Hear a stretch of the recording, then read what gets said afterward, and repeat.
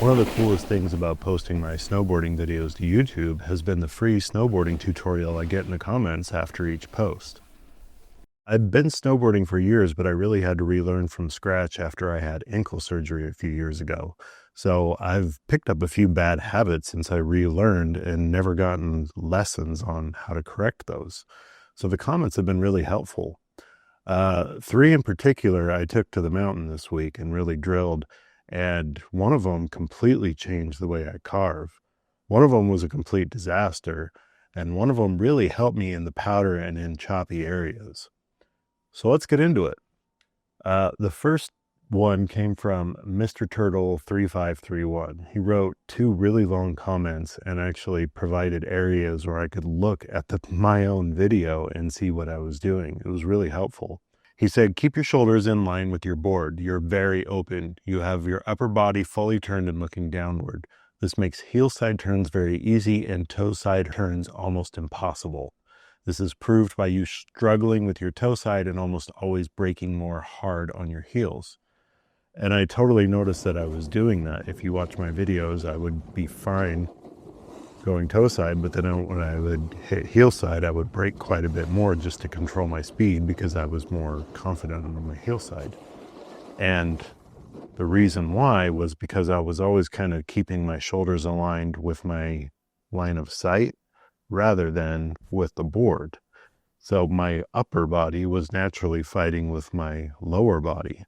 And since you really initiate your turns with your front knee, my shoulders not turning with my knee was naturally putting my body out of rotation. So I noticed when I would lean my shoulder into my knee, into my board, and everything was aligned, toe side turns got way easier. Hillside turns got way easier, and I was flowing a lot more. I wasn't braking as much. Okay, I'm getting what you're saying about toe side, heel side, Mr. Turtle. Thank you, sir.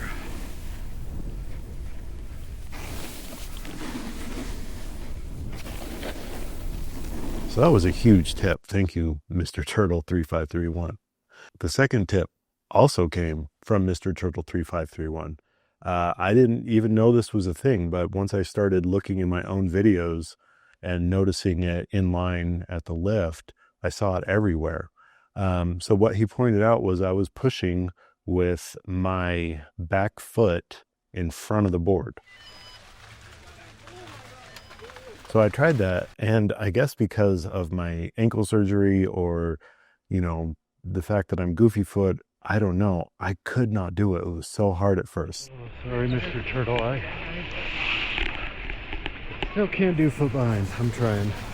So I practiced almost at the end of every run. I would go through the lift line trying to push behind the board instead of in front of the board. And at first it was really hard. I couldn't do it. I kept falling, which was embarrassing. So I'm going to keep practicing that one. Third tip actually came from two different people. One of them, Ego Jesus, who I just wanted to say his username. And the second one, Native at Work. He wrote a long comment on one of my videos saying, bend your knees. When you go into a turn, think of it like squishing a bug with your toes. You'll naturally transition from edge to base to edge doing this motion. So last time I went up, I really practiced bending my knees, especially when I was in rougher terrain, getting lower on the board. Whereas before I was trying to stand up and be higher on my board so I could see further or breathe better or just have better posture. But when I get lower on the board and bend my knees more, I have way more control and way more ability to handle rough terrain because I have my knees bent because they're natural shock absorbers. So it was kind of a, oh yeah, obviously you should keep your knees bent moment, but I wasn't doing it. So thank you for the comments, guys. Completely helped my riding last two times I've gone up the hill. So I'm going to keep practicing the pushing and back one. Thanks for watching. Subscribe to see some of my immersive top to bottom snowboarding runs.